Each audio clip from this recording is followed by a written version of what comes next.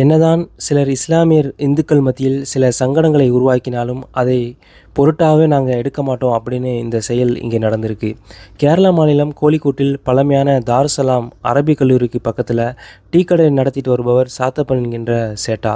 Arabic கல்லூரி மாணவர்கள் சாயங்கால நேரத்துல அவரது கடையில தான் டீ சாப்பிடுவாங்க. அவரிடம் மிகவும் நட்பாகவும் பழகுவாங்க. ரமலான் நோன்பு வரப்போவதை தொடர்ந்து அரபிக் கல்லூரி இறுதி ஆண்டு படிக்கும் மாணவர்கள் விரைவில் நடக்கும் பட்டமளிப்பு விழா முடிந்து பட்டம் வாங்கியவர்கள் சொந்த ஊர்களுக்கு போயிடுவாங்க என்பதை அறிந்த சாத்தப்பன் சேட்டாவுக்கு மிகவும் மனசு கஷ்டமாக இருந்திருக்கு. அதனால் அரபிக் கல்லூரி இறுதியாண்டு படிக்கும் மாணவர்களை தனது வீட்டுக்கு அழைத்து வந்து சில உணவுகளை கொடுத்து அன்பை பரிமாறியிருக்காரு இந்த மனிதர். சாத்தப்பன் மற்றும் அவரது மனைவியின் பாசம் வார்த்தைகளால் விவரிக்க முடியாததாகவும் இருந்திருக்கு.